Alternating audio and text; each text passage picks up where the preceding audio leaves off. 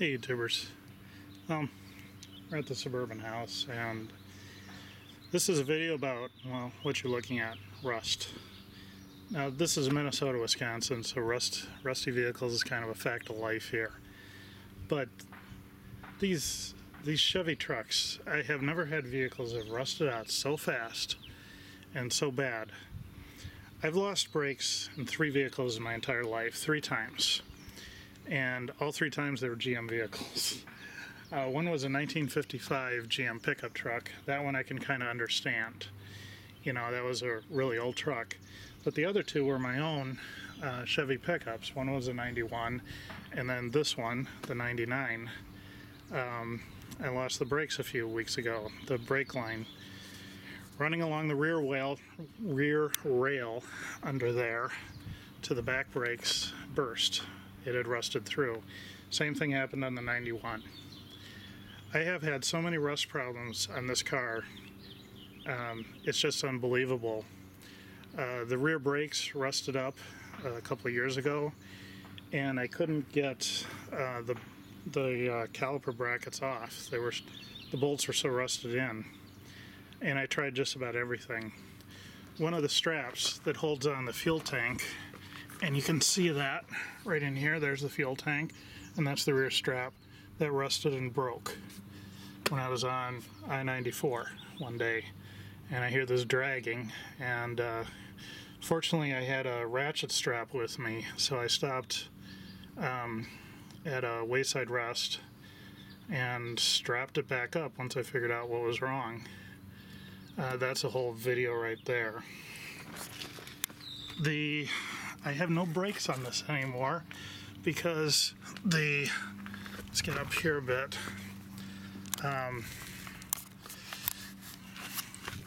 Under here, I'll show you the parking brake or the emergency brake, and that's it right there. Let's see if I can. There. That's the emergency brake cable. Okay? Right there. Beautiful.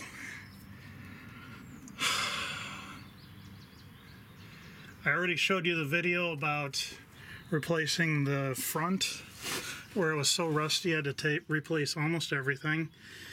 And now the brake line is blown out where it goes up over this main rail, which you can see is a little bit rusty. Oh, and there's been a few other things I think I've forgotten. But I tried to take the tire off over there, and I had to use a hammer because the wheel was rusted onto the brake drum. I haven't tried this one yet. I'm sure it's in the same condition. And they were off 1 to 2 years ago. I got new tires. So it hasn't even been that long. There's so many parts. Well, here's the rocker panel. I mean, that's just shredded. And down in here, these guys are so rusty on the inside. They're just about falling apart. I almost don't dare touch stuff on this truck anymore because it gets so rusty. But anyway, the job for today is to work on the brakes on this truck and get those working. Somehow. So I've been kind of working on that. This isn't really going to be a how-to video because I don't feel like I know how to do it. I'll show you what I'm doing. Go under here. Okay. And under here, here's one of the lines. What happens, let's see if I can get, the middle line is right here, and it comes back from the ABS device, which is up front. I'll show it at some point. That's just a mess. And it goes up to here, and then it goes to this flex line down to where you see the wrench on. That's a T, and that T goes out these metal lines. There's one there, there's one right up there, goes up over the differential to the other side, and then it goes to flex lines here, and then it goes down to the calipers. Well, I tried taking the bolt off. You see the wrench there, and it just wasn't turning on the line, and so it broke. The nut's still on there and everything, so that's going to have to come off. You know, I basically just bought all the parts to replace everything because I know it's just going to break as I go. And shock absorber looks like it's in wonderful shape too. You know, just everything down here is so damn rusty. And the line broke. I'll show you how the line routes. If I can, I don't know how well you can see it, but it's back behind this flex right here, and it just goes up and along the rail on top to the front. Okay, so I'll take you to the front and show you up there.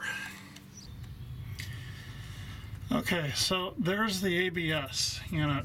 We're under the front, the driver's side position, and this is it. This is an expensive unit, so you don't want to go, yeah, like I said, the minute I start recording, somebody's going to drive by.